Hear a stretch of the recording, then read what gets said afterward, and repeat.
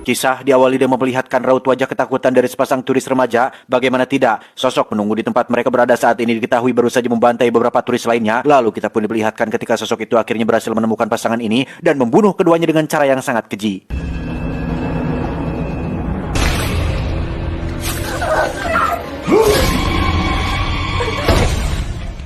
Adegan pun flashback ke era tahun 80-an di mana terdapat satu keluarga pekebun yang konon memiliki kebiasaan tak wajar, bahkan bisa dibilang sangat jauh dari luar standar kelaziman manusia konvensional pada umumnya. Ya, lebih tepatnya mereka adalah keluarga kanibal di mana setiap pelancong yang datang berlibur ke perkebunannya pasti dibunuh untuk disantap, kecuali satu gadis malang yang terlihat masih dibiarkan hidup sebab mereka ingin sekali memanjakan sang anak yang bernama Charlie dengan sajian menu favoritnya, yakni sop iga spesial yang dibuat khusus dari tulang rusuk gadis tersebut. Just kill the fucking whore. Your friends are all dead. Seiring dengan berjalannya waktu, warga sekitar yang sudah lama menaruh curiga pun akhirnya mendesak keluarga ini agar segera menyerahkan diri pada pihak kepolisian. Namun hal itu justru membuat mereka tersinggung dan bahkan sampai berani menyerang balik warga dengan kata-kata ancaman, sehingga seorang tokoh yang sudah terlampau marah pun terpaksa menghakiminya dengan cara yang kekerasan. Fucking damn me!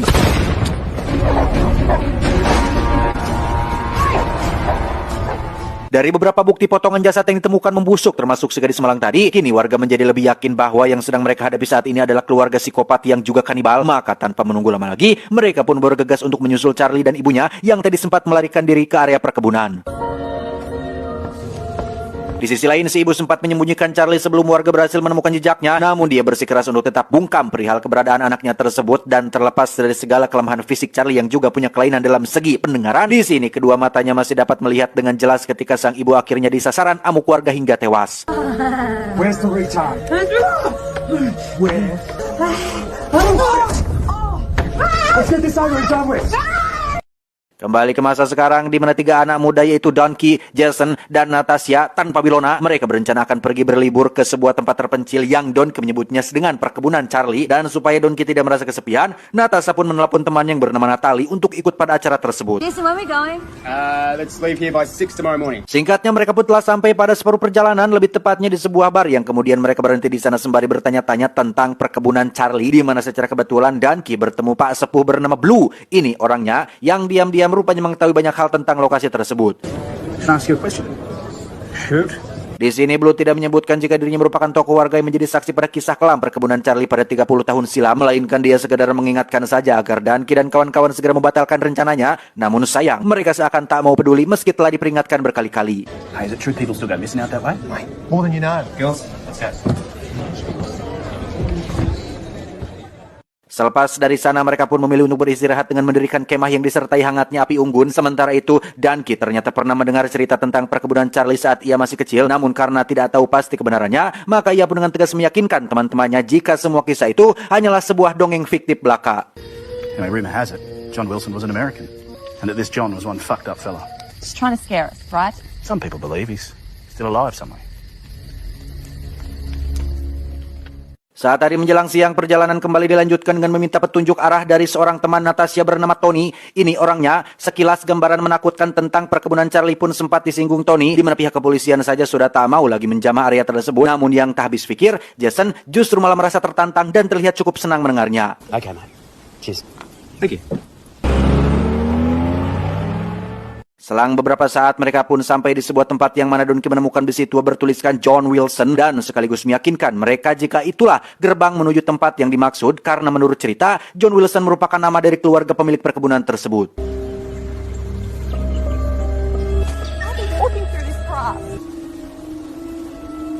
Setelah mereka terpaksa menempuh perjalanan kaki yang cukup melelahkan, akhirnya ditemukanlah sebuah rumah tua yang nampak sudah sangat lama ditinggal pemiliknya dan masih terlihat beberapa properti yang ada lekas bekas lumuran darahnya, sehingga Natasha mulai berpikir seandainya kekhawatiran banyak orang yang perihal tempat ini benar-benar pernah terjadi secara nyata.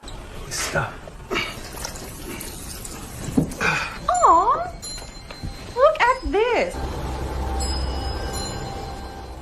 Hingga saat mereka bersiap-siap untuk melewati malam pertama berada di rumah tersebut, sikap Jason yang bisa dibilang terlalu suaban ini justru semakin menambah kegelisahan Natasha. Sementara Melanie sendiri tiba-tiba merasakan kehadiran sosok tinggi besar yang tegah memperhatikannya di saat semua teman-teman yang lain sudah tertidur lelap.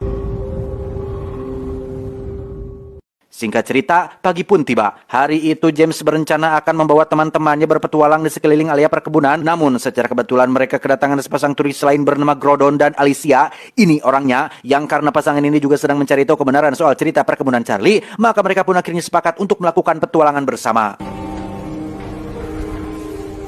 James dan Gordon pergi bersama pasangannya masing-masing lebih dulu, sedangkan Danky yang terlambat karena kelelayan pun terpaksa harus membawa Melanie melewati jalur lain, di mana kemudian dikejutkan dengan hiliwir aroma bangkai manusia yang ternyata berasal dari sebuah sumur tua.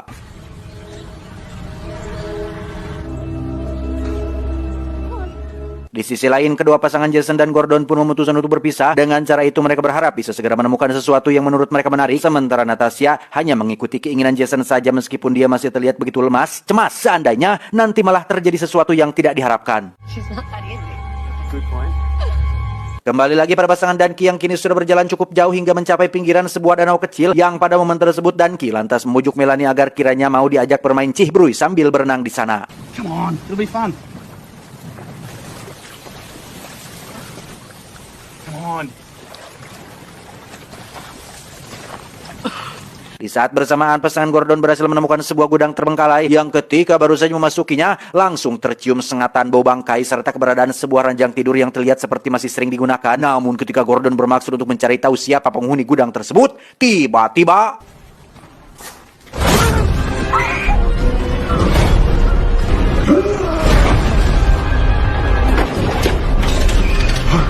ya, Alicia yang amat sangat ketakutan pun kembali ke dalam gudang untuk menyelamatkan diri. Meski akhirnya sosok raksasa yang bersenjatakan parang itu berhasil menemukan persembunyiannya. Bahkan dia tak segan-segan menghabisi nyawa Alicia dengan menggilaskan roda traktor tepat di bagian mastakanya.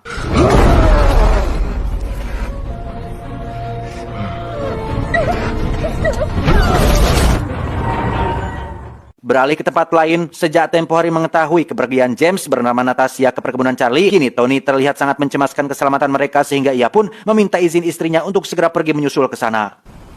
Want to go with me? Hell no. I'll see you in a few hours. Sementara itu perjuangan Donky dalam misi meruntuhkan keimanan Melanie sudah hampir mencapai puncak kesuksesan, namun belum juga sempat melakukan eksekusi. Donky sudah harus berurusan langsung dengan si raksasa yang tahu-tahu sudah cumpaguk di sana. Yang sungguh naasnya, sosis kenjeler kebanggaan Donky ditebas habis hingga ke akar-akarnya. It's all right, Mel. I think he's a bit retarded.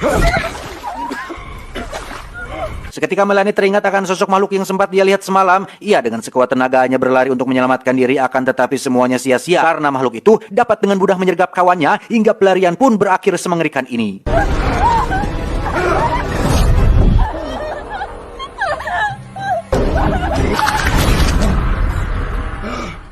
Di saat hari perlahan-lahan mulai gelap, kepanikan yang luar biasa juga dialami pasangan Jason dan Natasha, yang mana ternyata mereka pun tak luput dari incaran sosok raksasa tersebut. Di sisi lain, kehadiran Tony di sana tak lantas membuat situasi menjadi kondusif. Alih-alih James yang turut membantu penyerangan pun akhirnya tewas secara mengenaskan.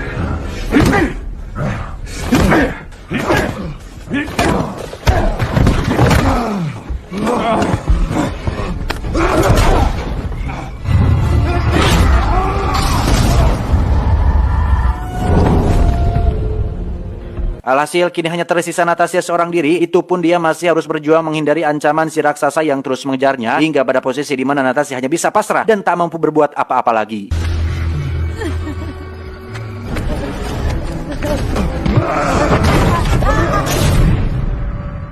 Ketika tersadar, Natasha sudah harus membobol kotak kayu yang mengurung dirinya. Dari situ ia pun mulai berasumsi akan kebenaran cerita seram yang banyak dibicarakan orang. Dia yakin jika lorong sempit ini merupakan tempat rahasia di mana si raksasa telah membuang jasad para turis yang jadi korban kebiadabannya selama ini.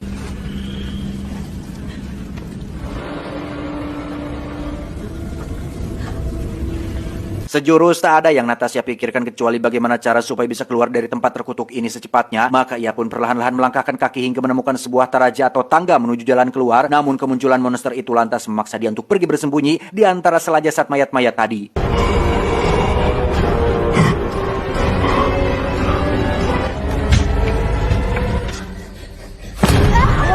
Dengan bantuan Blue, akhirnya Natasha berhasil keluar dari lubang maut yang tali adalah sumur tua yang ditemukan oleh pasangan dan kita di siang. Di sini baru disadari bahwa tak semata-mata Blue melarang Natasha CS pergi ke tempat ini, melainkan karena dia tahu jika sebenarnya Charlie belum mati, yang dalam rentang waktu 30 tahun sejak kejadian itu, Charlie telah menjelma sebagai raksasa pembunuh yang sangat kejam.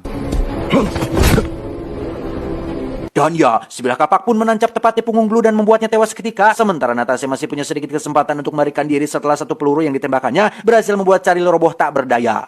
Come on, Charlie.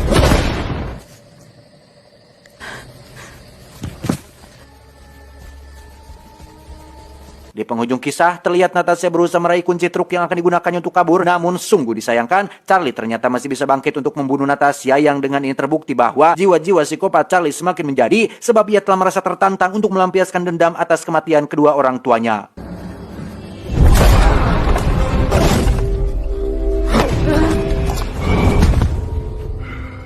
Tamat, ending yang cukup membagongkan.